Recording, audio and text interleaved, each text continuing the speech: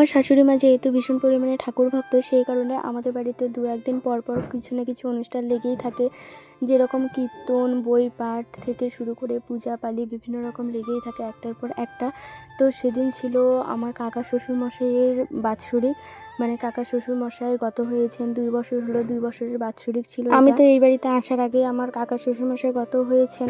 তো মা আমাকে একদিন বলল যে তোমার কাকা শ্বশুরমশাই এই মাসেই গত হয়েছে, তো বাড়িতে একটা কীর্তন নিতাম, কি বলো তুমি? আমি বললাম হ্যাঁ, সেটা তো বেশ ভালো কথা। তো যেমন কথা তেমন কাজ, আমরা কোনো রকম আয়োজন করতে পারিনি, একদম খুব সাধারণভাবে ভেবেছিলাম কীর্তনটা করব আমরা, শুধুমাত্র কাকাকে নিয়ে কীর্তনটা হবে। তো সেই অনুযায়ী আমরা কীর্তনের দল ঠল ঠিক করি। আর যেহেতু দামোদর মাস চলছে, ভেবেছিলাম অন্নপ্রসাদ করব, কিন্তু অনেক শাকসবজি ওনারা খান না, আর সবজির মধ্যে ভীষণ বাজ। আমার শাশুড়িমাই যেমন কোনো রকম সবজি খায় না, একদম নিরামিষ। তো ওরাও সেরকমই ছিল, দামোদর মাস জন্য একদম নিরামিষ তারা, সেই কারণে আমরা অন্নপ্রসাদের ব্যবস্থা করতে পারিনি। আর খিচুড়ি খুব একটা সবাই পছন্দ করে না আমাদের বাড়ি, অন্যান্য পুজো পালিতে তো খিচুড়ি সবসময় করা হয়েই থাকে। তাই জন্য ভাবলাম যে তাহলে অন্যরকম কোনো কিছু বানানো যাক, যেহেতু অন্নপ্রসাদ হবে না। তো মাকে বললাম তাহলে ডালপুরি করা যাক চলো। তো আমাদের ডালপুরির প্ল্যান ছিল না, হঠাৎ করে আর কি করা হলো। অনেক রকমের ফল ঠল নিয়ে এসেছে, ভেবেছিলাম ফল প্রসাদ দিয়েই কীর্তনটা কোনো রকম করা হবে। যেহেতু 2 দিন আগে রাস পূর্ণিমা ছিল, বাড়িতে পুজো হয়েছিল, তো সেই কারণে বেশি কিছু আয়োজন করা হয়নি, সামান্য ডালপুরি আর ফল প্রসাদ দিয়ে আমরা কীর্তনটা করেছিলাম।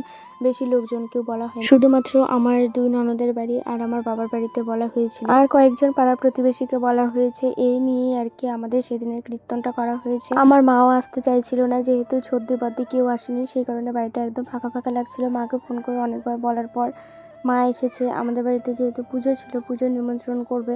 আর আমাদের বাড়ির এই বাৎসরিকটা হয়েছিল হচ্ছে ভাইফোঁটার 2 দিন পরে। আমি রাস পূর্ণিমার পরের কথা বললাম, ওটা ভুল বললাম। তো যাই হোক, আমার মা এসেছে, আমার অনেকটাই হেল্প হয়েছে। আটা উটা সব আমি মেখে দিয়েছি, মাকে বললাম তুমি বেলে দাও, আমার শাশুড়ি ভাজুক। তো মা বেলে দিচ্ছিল, আমার শাশুড়ি মা ভাজছিল, আর এদিকে আমি চা ঠা দেওয়া দিই।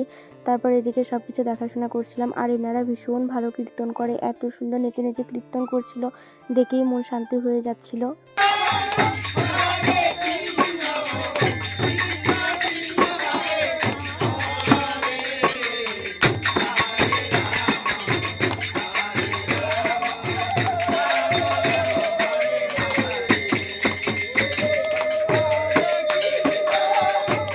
যাই হোক, আমিও আগে থেকে এই কীর্তন, পুজো পালি এগুলো অনেক বেশি পছন্দ করতাম। আমার শাশুড়ি মার সাথে থাকতে থাকতে এখন আরও বেশি বেশি করে পছন্দ করা শুরু করেছি। আর এদিকে দেখো, কীর্তন শুনে আমার শাশুড়ি মা কি খুশি। যাই হোক, পরে আর কোনো কিছু ভিডিও করা হয়নি, যেহেতু আমি একা হাতে করছিলাম। তো কেমন লাগলো এইটুকুই জানিও কমেন্ট করে।